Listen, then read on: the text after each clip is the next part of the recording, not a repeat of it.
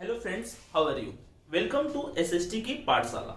आज हम लोग डिस्कस करने वाले हैं क्लास 9 हिस्ट्री चैप्टर 1 के बारे में। इसका पार्ट 1 कवर कर चुके हैं और आज है पार्ट 2।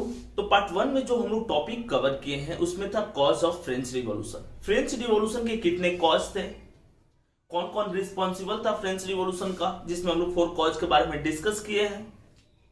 फ्रेंच रिवॉल्यूशन का टाइमिंग कब से कब था, तो 14 जुलाई 1789 को स्टार्ट हुआ था फ्रेंच रिवॉल्यूशन और 99 नियर अबाउट 10 इयर्स तक एक फ्रेंच रिवॉल्यूशन होता है। इस 10 ईयर में फ्रांस में बहुत सारी गवर्नमेंट चेंज होती है। फ्रांस में एक तरह से एडमिनिस्ट्रेटिव पर्पज से अनस्टेबिलिटी रहती है।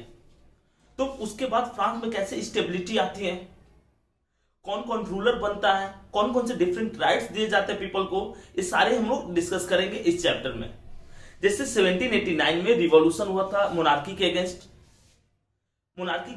नेशनल असेंबली ने रिवॉल्यूशन किया था।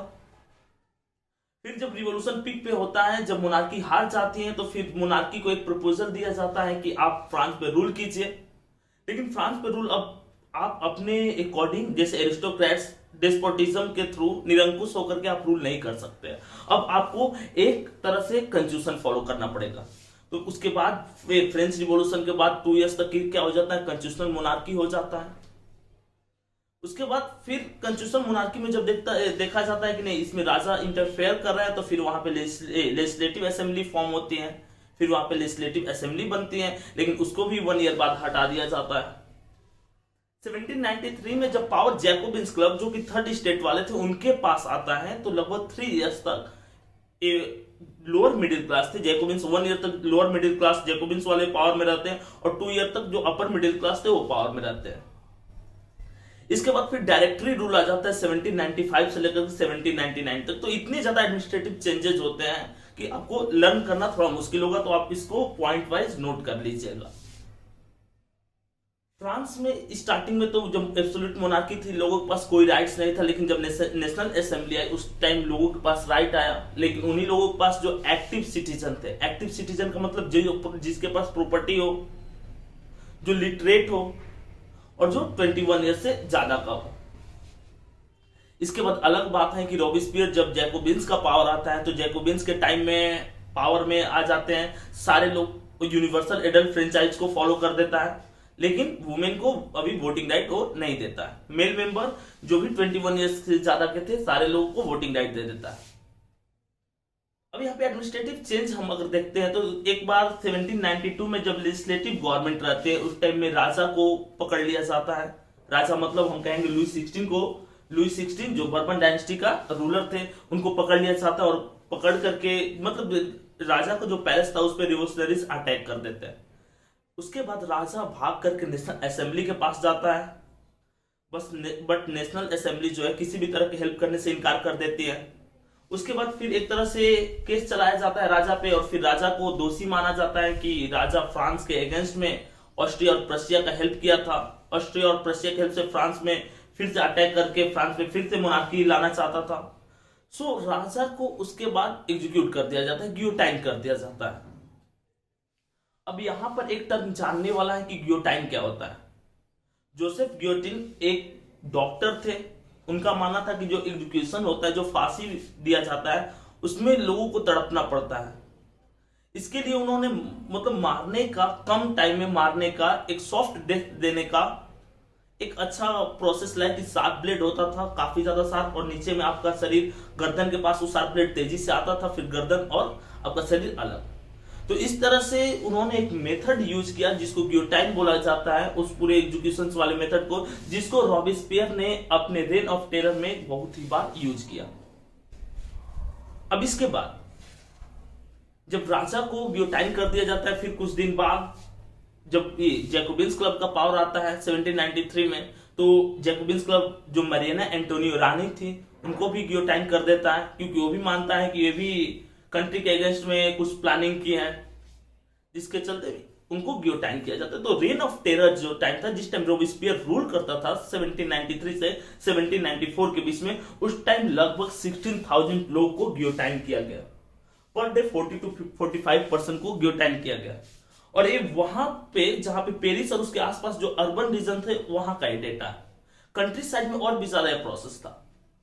तो इसके बारे में कि रॉबेस्पियर का जो रेन ऑफ टेरर टाइम आया, एक टाइम आता था कि लोअर क्लास के पास पावर आ जाए, लेकिन लोअर क्लास के पास पावर आ गया तो लोअर क्लास जो है वो ज्यादा अटैकिंग हो गए, जिसके चलते वहां की जो लोग थे, पीपल थे, मिल करके फिर से लोअर क्लास के गवर्नमेंट को भी वहां से डिसबैंड कर देते हैं। तो आज के टॉपिक में ये तो आज के टॉपिक का ही पॉइंट था, और भी डिस्कस करने वाले हैं, तो देखते हैं। State general was a political body to proposals for new taxes. State general था क्या, तो हम लोग पहले डिस्कस कर चुके हैं कि फ्रांस में 3 सोसाइटी थी, क्लर्जी थी, नोबिलिटी थी और लोअर स्टेट वाले थे, यानी थर्ड स्टेट वाले। तो इसमें 300 मेंबर होते थे क्लर्जी से, फर्स्ट क्लास से, 300 मेंबर होते थे नोबिलिटी से, और 600 मेंबर होते थे थर्ड स्टेट वाले थे से। तो अगर कोई टैक्स, मान लीजिए किसी पे टैक्स इंपोज करना है, लागू करना है, तो जनरली इसमें डिसीजन कैसे होता था, नंबर ऑफ मेंबर पे नहीं डिसीजन होता था। जैसे मान लीजिए कि 1 क्लर्जी हो गए और 1 नोबिलिटी हो गए और 1 ए अपोज भी कर रहे, थर्ड स्टेट वाले अपोज भी कर रहे हैं, तो न चाहते हुए भी ये फर्स्ट और सेकंड वाले मिलकर के टैक्स इंपोज कर देते थे थर्ड स्टेट वाले पे। यानी पावर ए नंबर, जो मेंबर ऑफ नंबर जो उस असेंबली में बोले हुए हैं, 300 थे क्लर्जी में और 300 थे नोबिलिटी में, वो नहीं रहा, 1 और 1 ऐसे वोटिंग होता था। और एक तरह की बॉडी थी जिसको 175 ईयर बाद बुलाया गया था फ्रेंच रिवॉल्यूशन के टाइम में, मई में, किसके द्वारा, लुई 16 के द्वारा। On 5 May 1789 Louis 16 called together an assembly of the state general to pass proposal for new taxes। New tax को पास करने के लिए प्रपोजल को स्टेट जनरल की बैठक बुलाई गई। कितने ईयर बाद बुलाई गई, 175 ईयर बाद। और इसमें क्या प्रोसेस था, तो 300 मेंबर थे क्लर्जी से, 300 मेंबर थे नोबिलिटी से, और कितने मेंबर थे आपके, 600 मेंबर थे थर्ड स्टेट से। लेकिन मेंबर से कोई मतलब नहीं था, 1 और 1 वर्सेस 1 चलता था। The first and second state बोला कि sent 300 representative each who were seated in rows facing each on the two sides 600 members of the third state। जो आपको पहले ही बता चुके हैं कि 3 और 300 दोनों में थे और 600 अकेले किस में थे, थर्ड स्टेट में। अब यहाँ पे थर्ड स्टेट में नंबर इसलिए ज्यादा है क्योंकि 100% में 95% जो पॉपुलेशन था वो थर्ड स्टेट वालों का था, इसीलिए उनको स्टेट जनरल में रिप्रेजेंटेशन ज्यादा दिया गया है। अब हम बात करते हैं 1789 यानी रिवॉल्यूशन को हुए 2 साल हो गया था। A constitution is form to limit the power of king and to grant basic right to all human beings. Constitution यानी लेजिस्लेटिव गवर्नमेंट यहाँ पे आती है, जिसमें लोगों पे जो किंग का पावर था उसको रिड्यूस किया जाता है, और जो लोग थे उनको पावर दिया जाता है, डिफरेंट तरह की पावर। स्टैट्यू क्या था, बोला कि कैस्ट और stately residence belonging to the king और नोबलमैन। जो अपर क्लास थे, मोनार्की से रिलेटेड जो पर्सन थे, उनका ये आवास था, रहने का जगह था। और हम बात करते हैं मैनर का, तो an state consisting of the lord's land and his mansion. क्योंकि अगर हम मोनार्की को देखेंगे पूरे यूरोप में या किसी भी कंट्री में मोनार्की को देखेंगे, तो मोनार्की किस बेस पे फॉर्म होती है, टैक्स कलेक्शन पे। और टैक्स कलेक्शन के लिए कौन होते थे कंट्री साइड में, टैक्स कलेक्शन के लिए अगर हम यूरोप की बात करते हैं तो फ्यूडल लॉर्ड, जिसको हम लोग इंडिया में लैंडलॉर्ड बोलते हैं, वो लोग टैक्स कलेक्ट करके किंग को, इंपेरर को देते थे, जिससे मोनार्की स्ट्रांग होती थी। अगर किसी भी स्टेट का टैक्स कलेक्शन सिस्टम अच्छा नहीं है तो कभी भी स्ट्रांग मोनार्की या स्ट्रांग इंपायर नहीं हो सकता। अब हम बात करते हैं only main above 25 years of age who paid equal to at least 3 days of the laborers wage were the status of active citizen। यहाँ पे बोल रहा है कि जो आदमी 25 ईयर से ज्यादा हो और जिसकी इनकम, एक दिन की इनकम 3 लेबर, बोला कि who paid equal to at least 3 days of the labor wages, labour के 3 डेज के वेजेस के बराबर हो, जो 25 ईयर से ज्यादा हो और जो मेल मेंबर हो, उन्हीं को एक्टिव सिटीजन माना गया है। यहाँ पे सिटीजन को भी 2 पार्ट में डिवाइड किया गया, एक्टिव सिटीजन और पैसिव सिटीजन। यानी जो इनकम वाले थे, जो रिच लोग थे और 25 ईयर से ज्यादा थे, उनके पास वोटिंग राइट था, वो होंगे एक्टिव सिटीजन। और जो उनके पास 25 ईयर से ज्यादा के लेकिन पुअर है या वुमेन है, तो वो है पैसिव सिटीजन। और पैसिव सिटीजन को पार्टिसिपेशन नहीं दिया जाता था डिफरेंट फील्ड में। The constitution began with the declaration of right of men and citizens, rights such as the right of the life, freedom of speech, freedom of opinion।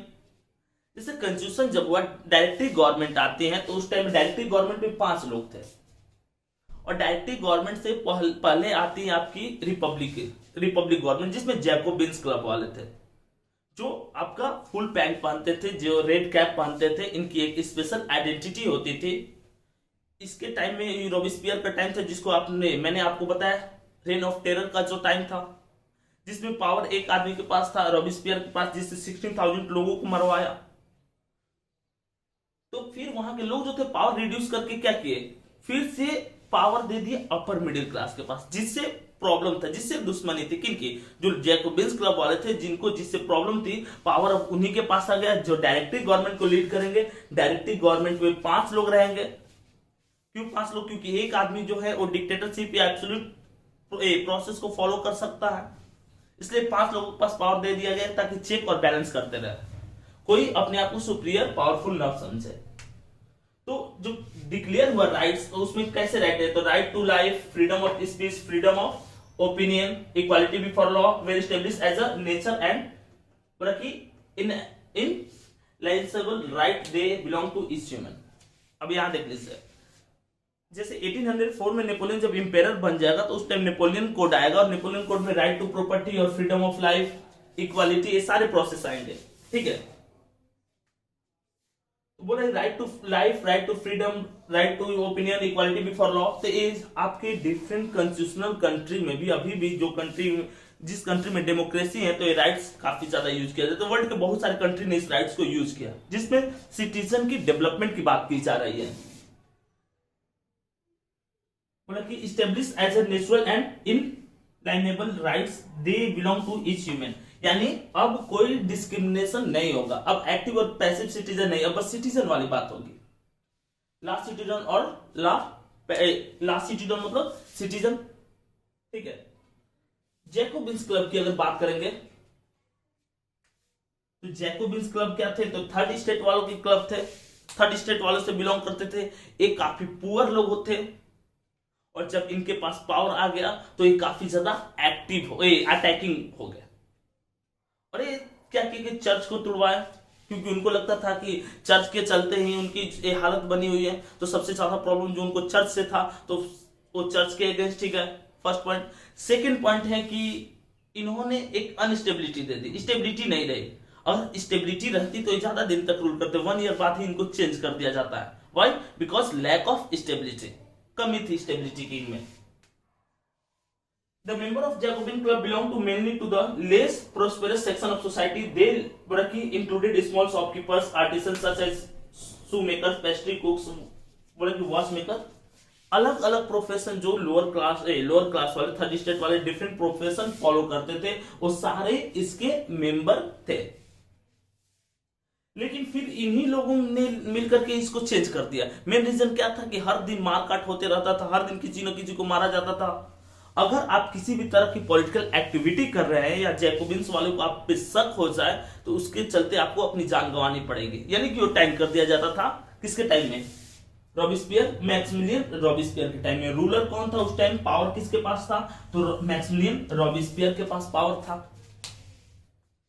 अब एक बात कि जब यहाँ पे रिपब्लिक गवर्नमेंट खत्म होती है, जब जैकोबिन्स का पावर रिड्यूस होता है, डायरेक्टरी गवर्नमेंट आते हैं, तो डायरेक्टरी में 5 लोग थे। उस टाइम में जनरल था कौन, नेपोलियन। यहां पे फ्रांस को अपोज करने के लिए आसपास के जो फ्रांस के नेबरिंग कंट्री थे, वहां पे बहुत सारे अलायंस बनते हैं।